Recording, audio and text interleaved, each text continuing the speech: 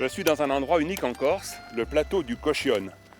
Vallonné, suspendu à 1500 mètres d'altitude, au pied de l'Incudine, qui flirte avec les 2136 mètres, le plateau du Coscione contraste avec la montagne corse qui est très accidentée. Je suis à environ une demi-journée de marche de Ticavo et seulement à 1h30 par la route d'Ajaccio. Pour découvrir le plateau, j'ai pris rendez-vous avec Julia du parc naturel régional de la Corse, qui, m'a-t-elle dit, est encadrée de 2 élèves, 2 futurs naturalistes, en la personne de Noélie et de Sébastien. Je pars à leur recherche.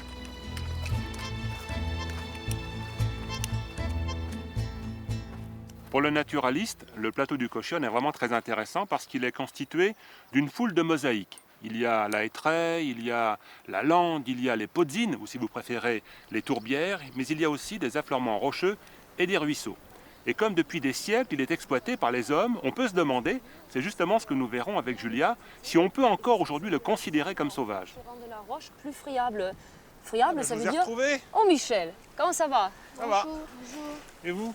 Impeccable. Je t'ai coupé la parole, tu leur parlais du granit? Ouais, j'étais en train d'expliquer que le granit ici, il est beaucoup plus friable que le granit de Bavelle.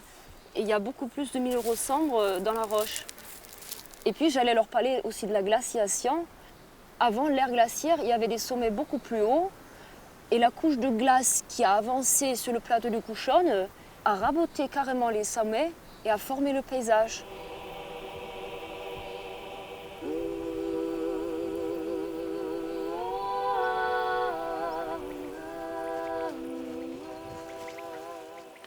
Alors là, on va arriver sur un joli point de vue.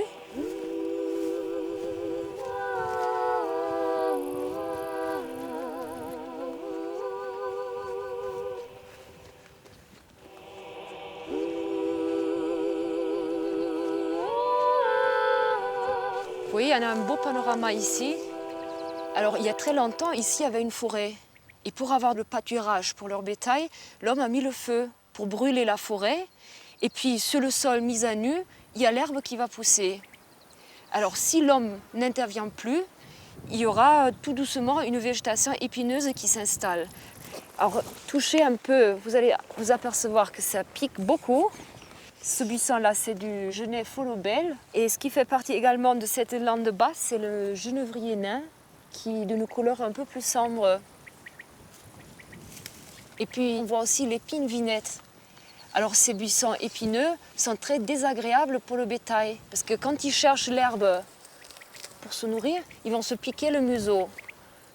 Et plus ces buissons épineux se développent, moins il y aura de l'herbe. Alors, qu'est-ce qu'il fait le berger?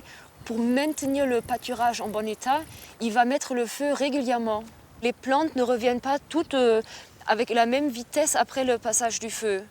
Vous avez le genêt lobel, il se redéveloppe à partir des racines qui sont restées dans le sol et qui sont toujours intactes. L'épine vinette, pareil, ça met à peu près 2 ans pour repartir.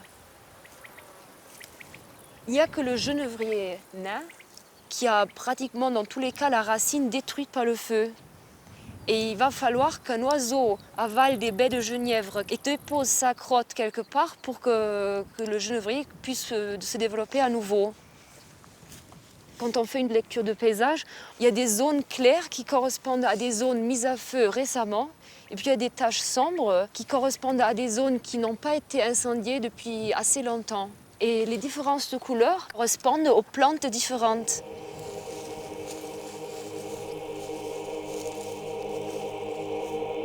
Julia, regarde!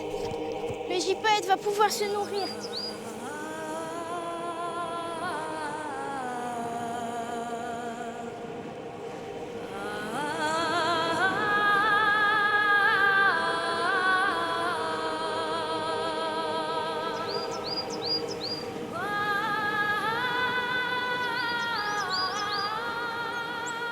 Le gypaète barbu, c'est un planeur extraordinaire qui va utiliser des thermiques ascendants, c'est-à-dire des masses d'air chaud qui montent pour s'élever au ciel sans trop dépenser d'énergie.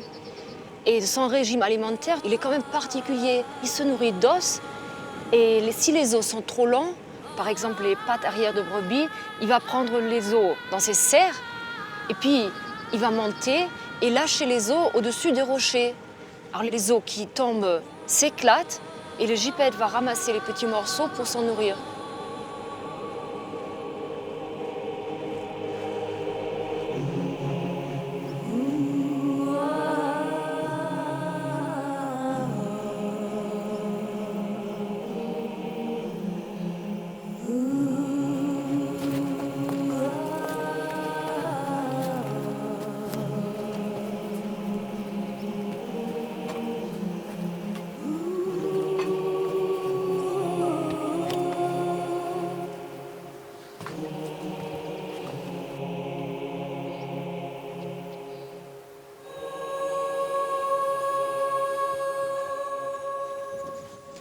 C'est quoi cet arbre?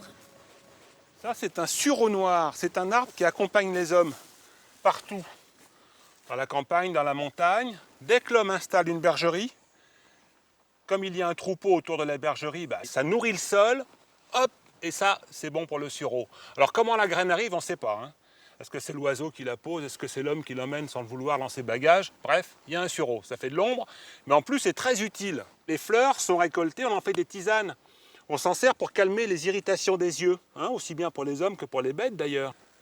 J'ai vu un autre arbre en arrivant tout à l'heure. Vous le connaissez celui-là? C'est le frêne. Alors lui, il est carrément installé par les hommes. Il est même très utile aux hommes. Parce que lorsqu'il y a une brebis malade ou blessée, elle ne peut pas suivre les autres comme ça dans la montagne. Alors elle reste près de la bergerie. Et les bergers se servent des feuilles de frêne pour nourrir justement ces brebis. Au fait, Juliette, est-ce que tu sais comment on appelle en Corse le sureau? C'est Uzambuco. Uzambuco. Comment va l'accent là? Ça va, ça va. C'est limite, hein? Je vais essayer de m'améliorer en chemin.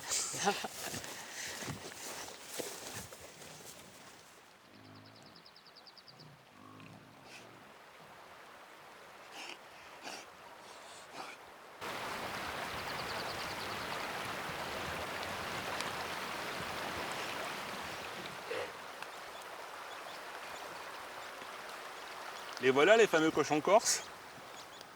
Tu connais l'origine du cochon ici? Non. Ça remonte à loin, ça remonte au néolithique, 7000 ans, 8000 ans en arrière. Tu te rends compte un petit peu? Alors c'était l'époque où les hommes commençaient à domestiquer des animaux. Alors le cochon, il vient d'où? Il vient du sanglier. Alors les hommes petit à petit ont attiré les sangliers et puis les ont domestiqués. Et puis ils se sont transformés un peu dans leur allure. Bon. Mais il n'empêche que quand il y a 7000 ans, les hommes ont introduit ici le cochon. Le cochon était tellement près du sanglier, donc de sa souche d'origine, que certains d'entre eux ont pris la poudre d'escampette et sont repartis dans la montagne. Ils sont redevenus des sangliers. C'est les sangliers qu'on peut croiser aujourd'hui. Et ça, ce sont les sangliers qui sont restés cochons et qu'on élève encore aujourd'hui en Corse, à ciel ouvert dans la campagne. Est-ce qu'ils ne sont pas nuisibles à la nature? Les cochons peuvent occasionner quelques dégâts. En cherchant à se nourrir, ils retournent la terre. Donc surtout au niveau esthétique, ça peut causer un problème. Il leur arrive à déterrer les plantules des hêtres, donc ils nuisent en quelque sorte à la régénération de la hêtraie. D'autre part, le porc, il a tout à fait sa place dans l'économie corse. Il y a une excellente charcuterie qu'il faut d'ailleurs absolument goûter. Il faut concilier en quelque sorte l'élevage des cochons en libre parcours et l'aspect écologique. Et ça se marie bien? Ça peut se marier, je pense, mais on n'a pas encore trouvé la solution miracle.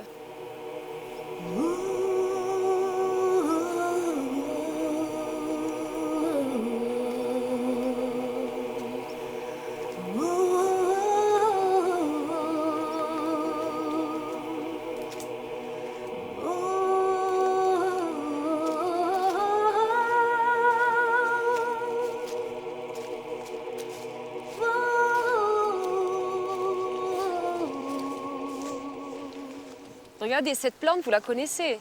C'est la digitale. Je crois qu'elle est toxique. Elle est toxique. Est-ce que tu sais ce qu'on fait avec? Non. Non. On produit un médicament pour le cœur. Mais attention, il faut utiliser des quantités infimes parce que c'est très puissant. Sinon, on fait plus de mal que de bien.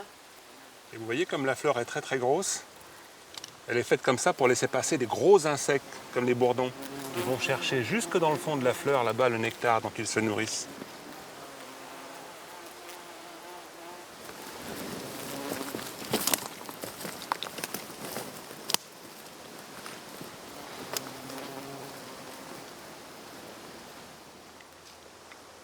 Ici, on va s'arrêter, on va observer un peu cet arbre. voyez que c'est un arbre qui est très très vieux et il présente beaucoup de signes d'affaiblissement. Le houppier, il est très éclairci. Après, vous voyez qu'il y a des branches mortes. Alors, est-ce que vous voyez peut-être un autre signe d'affaiblissement, Sébastien? Non, je sais pas. Tiens, ben approche-toi Sébastien, viens voir. Tu vois, ces champignons, ce sont des tueurs. Ils achèvent l'arbre malade et vieux. Ils envoient à l'intérieur ce qu'on appelle le mycélium. Et ce mycélium va déstructurer le bois. Il va faire la place à des bactéries et à plein de petites bestioles qui vont venir à l'intérieur du bois pour commencer à le décomposer alors qu'il n'est pas encore mort cet arbre. Alors ça, ce champignon, eh bien tu vois, ça révèle que cet arbre est très très vieux. En Corse, on utilisait ce champignon, l'amadouvier, pour allumer la pipe. Alors, il y avait toute une série de transformations de ce champignon qu'on appelle l'esca en Corse, pour qu'il puisse servir à cette fonction-là. Depuis la préhistoire, les hommes savent utiliser l'amadouvier. Alors il y a des spécialistes, il y a des gens qui se sont amusés à reconstituer la manipulation en fait. Alors il faut d'abord un silex, il faut aussi de la marcassite, parce que dans la marcassite il y a beaucoup de soufre. Ils font un éclat de silex, ils tapent avec le silex sur la marcassite, il y a un petit éclat qui se forme, il y a une étincelle. Et l'amadouvier qu'ils ont récolté, toute la partie interne de l'amadouvier qui correspond un peu à de la fibre, eh bien, est exposée, placée sur une sorte de nid fait avec de l'herbe sèche. Alors l'éclat arrive sur l'amadouvier, et hop, on voit un petit peu de fumée qui s'échappe. Alors on souffle dessus comme ça tout doucement. Et quand l'amadouvier commence à s'embraser, à ce moment-là, on referme le nid, on le tient dans la main, et puis on agite le bras pour faire entrer l'air entre les doigts. L'air passe aussi entre l'herbe sèche, et ça finit d'embraser l'amadouvier et l'herbe sèche.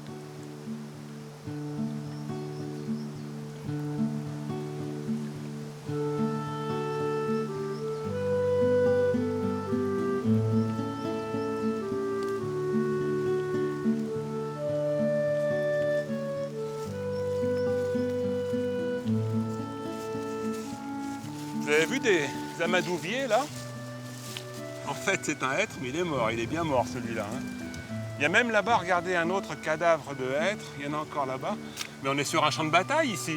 Bah oui, vous voyez tous les troncs qui sont restés plantés comme ça dans le décor, ben, ce sont des hêtres qui sont morts. Alors, pourquoi il y a si peu d'arbres jeunes ici? En fait, il y a des vieux arbres qu'on appelle des semenciers, donc des arbres qui produisent toujours des faines. Mais qu'est-ce qu'il arrive à ces faines? Alors les faines tombent et les jeunes plantules d'êtres qui se développent par la suite sont aussitôt broutées. Regardez, voilà ce que ça donne. C'est un bonsaï. C'est quoi un bonsaï? Un bonsaï, c'est un arbre qui a été torturé par le jardinier pour l'empêcher de grandir, pour qu'il reste dans un pot, qu'on puisse le mettre sur une table à la maison. Et ici, ça se fait tout naturellement. Alors vous voyez, ça commence par des faines. Ce sont des graines produites par les hêtres qui tombent par terre. Il y a les jeunes plantules qui poussent. Alors normalement, ces plantules devaient se développer tout naturellement et donner des arbres. Tandis qu'ici, à force d'être broutées à répétition par des vaches ou par des cochons, voilà, ça donne des petits buissons qui sont presque épineux au toucher. Et ça ne monte pas plus haut que 30 ou 40 cm. Pourtant, la relève, elle existe. Regardez là, on a l'occasion de voir le démarrage de la forêt. Alors, il y a quelques années, on ne voyait pas du tout les arbres à cet endroit-là. Alors pourquoi maintenant on les voit grandir? Il y a deux raisons. Les hêtres ont autour d'eux comme un rempart qu'ils fabriquent eux-mêmes. Autour de la tige centrale, il y a le bonsaï qui pique et qui empêche les animaux de s'approcher davantage. Alors les pousses du milieu arriveront un beau jour à grandir. Et d'autre part, dans les années 50, on avait à peu près 8000 têtes de bétail. Et aujourd'hui, on n'a plus que 1500, peut-être 2000. Donc il y a beaucoup moins d'animaux qui broutent les arbres.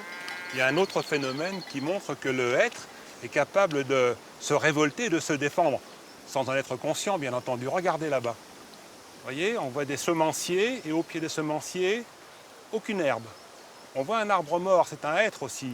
Ben, lui aussi, il n'y a rien au pied. Tout simplement parce que de son vivant, il a envoyé dans le sol des produits chimiques qui empêchent les plantes de s'installer sous son houppier. Tu vois, Sébastien, l'arbre forteresse de Julia. Je comprends pourquoi les vaches ne peuvent pas s'approcher du tronc. Comment elles ne peuvent pas s'approcher? Aïe, ça pique!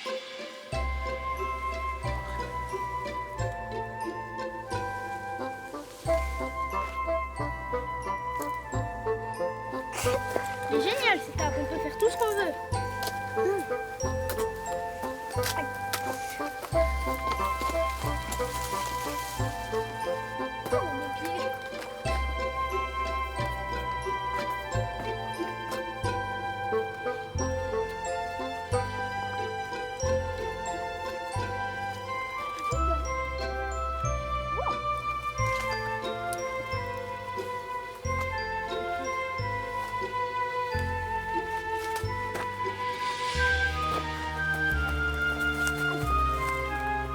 Il est joli cet arbre, hein.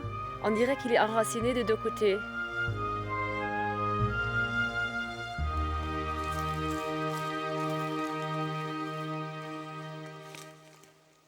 Ouah, les grosses fourmis! Ce sont des fourmis charpentières. Elles sont en train de mettre à l'abri leur descendance. Elles cachent les œufs parce qu'on les a dérangées. Et puis ça, c'est un autre signe d'affaiblissement d'un arbre parce que les fourmis s'attaquent à des troncs qui ont déjà le bois tendre. Tu vois, parce qu'il est quand même âgé cet arbre. Alors elles vont creuser des galeries, des tunnels pour habiter le tronc. Alors le résultat, c'est que l'arbre, tu vois, il va être encore plus affaibli. Il va être encore plus malade et puis là, je pense qu'il est prêt à mourir.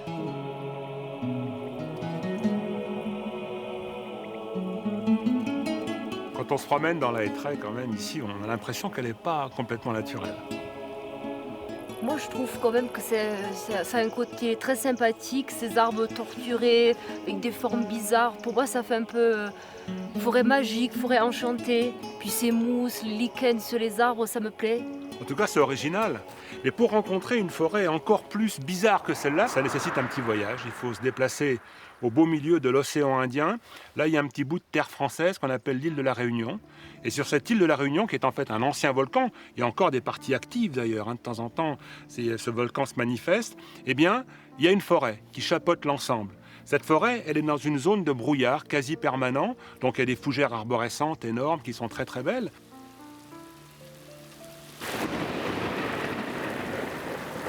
Son originalité surtout vient du fait qu'il y a des cyclones puissants qui régulièrement plient les arbres.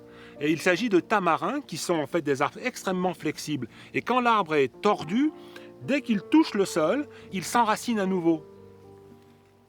Un nouveau tronc repart, ce qui fait qu'on est sur un espèce de millefeuille composé de branches et de troncs de tamarins tordus depuis des siècles et des siècles. Alors quand on se déplace là-dedans, c'est très drôle parce que c'est mou. Le véritable sol peut se trouver 2 à 3 mètres en dessous de nos pieds. Et là aussi, les arbres sont habillés, ils sont complètement manchonnés de mousse, de lichen, surtout de la mousse. Et il y a même d'ailleurs là-dedans des jardins suspendus. Vraiment, la forêt de Bébourg, c'est un lieu extraordinaire.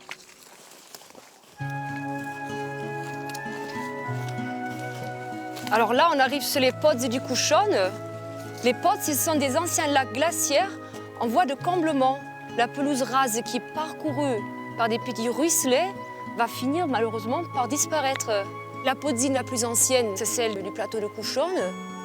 Et on voit très très bien la végétation qui s'avance déjà sur la podzine. Les genêts, le genévrier, les épines vinettes, voire les fougères qui s'avancent et qui vont finir par couvrir la pelouse. Et il se peut que plus tard, il y aura même une forêt qui s'installera à la place de la podzine. Regarde, la pelouse se referme sur le ruisseau.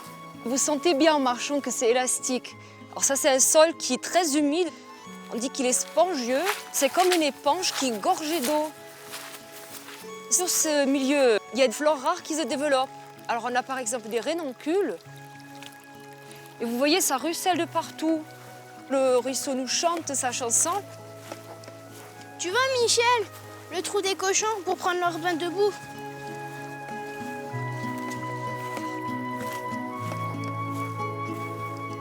Et alors, Noélie, pourquoi les cochons ont creusé ce trou? Pour nettoyer leur peau et enlever les parasites. Tu veux essayer? Non, mais dis non. Je reviendrai demain pour essayer. Il y a aussi une autre hypothèse. Peut-être le cochon a tout simplement cherché du pétrole. Regardez là-bas, il y a une nappe d'hydrocarbures qui flotte sur l'eau.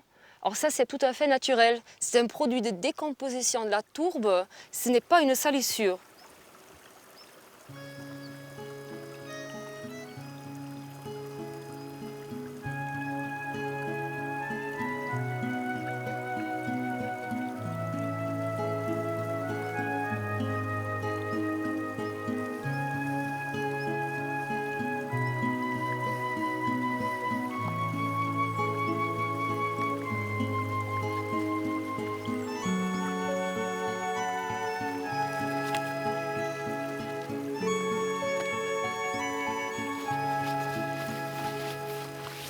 Tiens, une rencontre intéressante.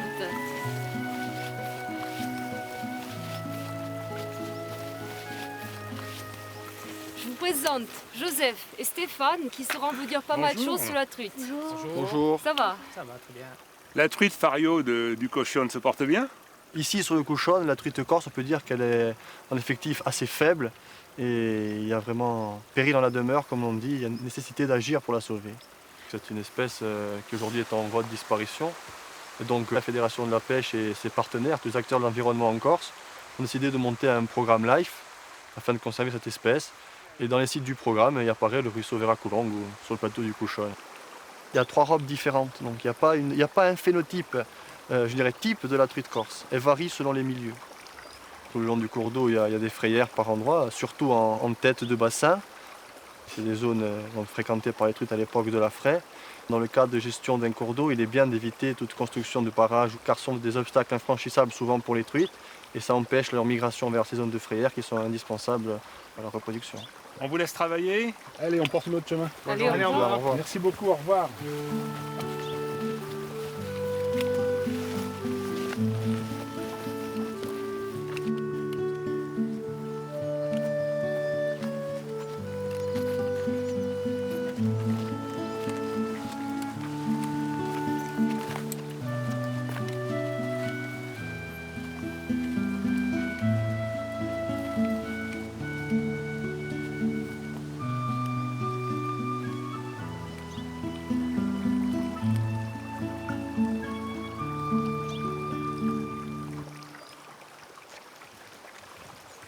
Coucou.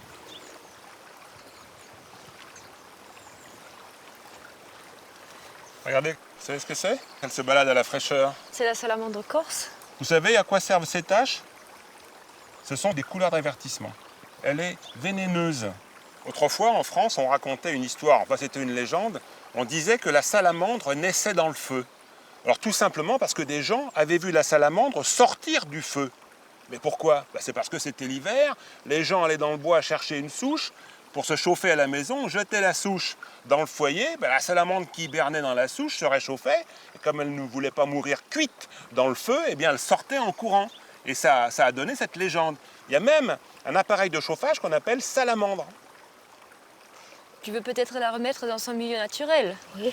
Alors elle aime l'humidité, par contre elle ne sait pas nager. Donc on ne va pas la mettre dans la rivière, on va plutôt la mettre dans l'herbe.